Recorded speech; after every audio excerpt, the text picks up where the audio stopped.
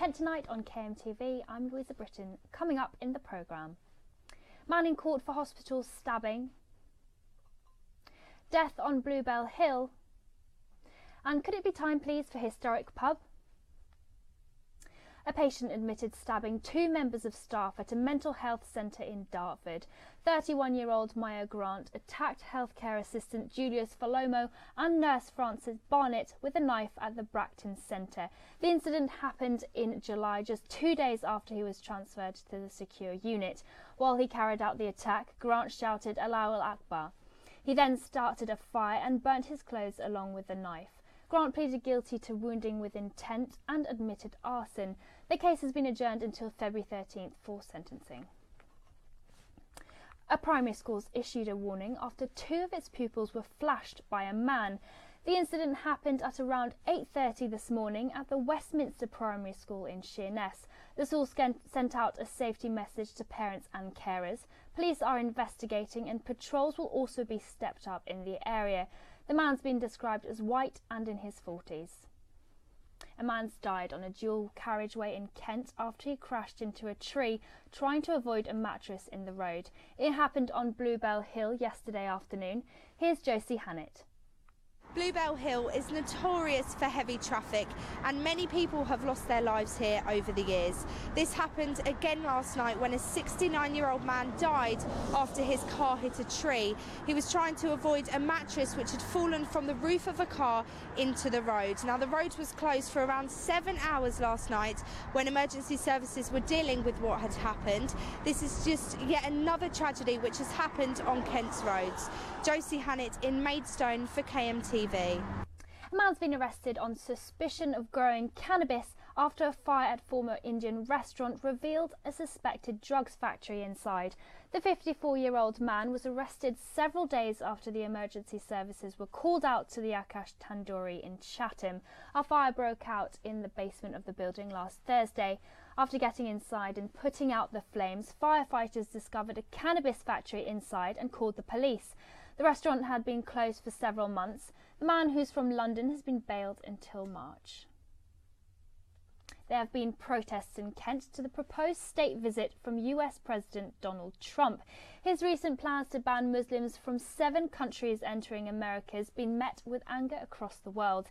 Here's our political editor, Paul Francis, with more. It is easy to dismiss these kinds of protests, even on the scale of the ones we've seen in recent days. And it's probably true that President Trump won't take a blind bit of notice. But I think what these protests and the petition can sometimes do is shift the debate, or at least have some influence on the politicians. The speed with which the petition numbers have grown is quite extraordinary, and the same can be said of the speed of last night's protests across the country. Yes, you can argue that the numbers are modest, to say the least, in Maidstone and Broadstairs. So will Trump take any notice? Probably not. He's not exactly thin-skinned, and in a way may be taking the view that it is all grist to the mill. On the other hand, it does place Mrs May in a somewhat awkward situation and shows just how fast political fortunes can change.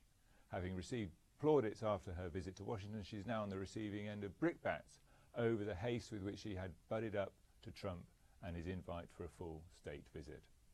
I think we have to remember that Hillary Clinton actually won more votes than Donald Trump, but there is no doubt that there were stories which deeply damaged the Democratic candidate and which were intended to damage the Democratic candidate. Whether they had a result on the outcome, we simply cannot be certain, but we know that they had an impact, and that's worrying.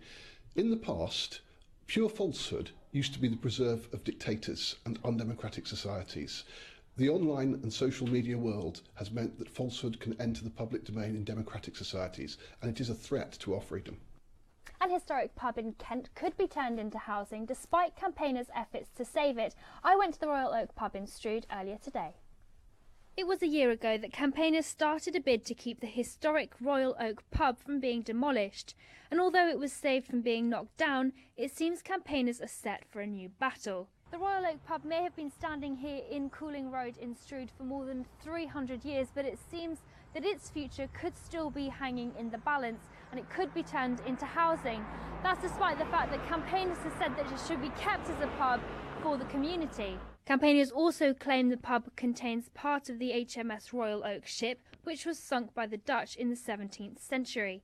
And although it's been given a Grade 2 listed status, the developer which bought the pub has submitted plans to knock down part of the building and turn it into a 4-bedroom home. Residents in the area have until the 20th of February to oppose the plans. Louisa Britton, KMTV.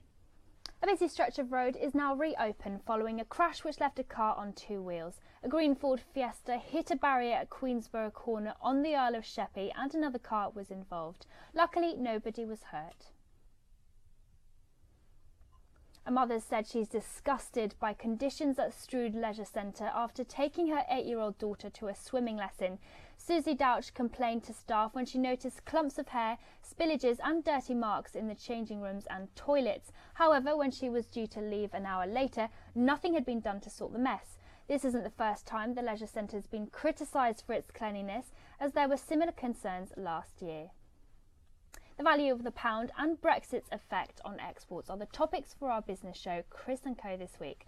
Our business editor, Chris Price, was joined by Andrew Mapstone from the Department of Trade and Crewe Clark Whitehill's Simon Warne. Given Kent's proximity to the continent, you'd think that Kent would be seen as a real mecca for exporting, but I do get the feeling that maybe Kent doesn't punch quite to the weight that perhaps it should do. And do you think there is any particular reason why Kent isn't taking advantage of its geographic proximity to Europe? See the full programme by visiting kentonline.co.uk. Now a look at the weather. Evangeline Dryden will tell us more about what to expect this evening and into tomorrow.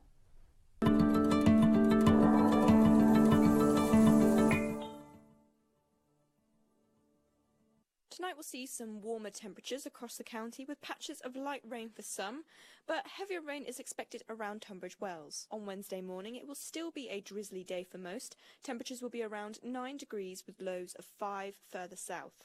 And on into the afternoon, the rain will have cleared for most as it moves its way south, and some parts of Kent will see temperatures into the double figures.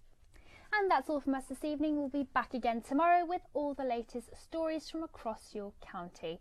In the meantime, don't forget you can always keep up to date by listening to KMFM or logging on to kentonline.co.uk. Have a wonderful evening. Good night.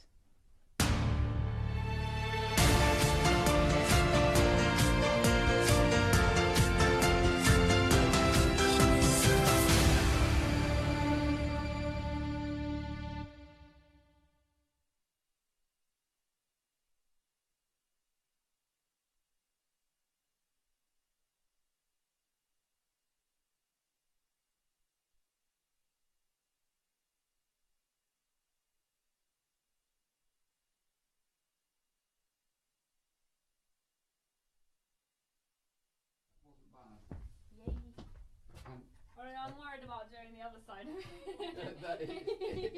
Yeah. It is quite tricky. Yeah.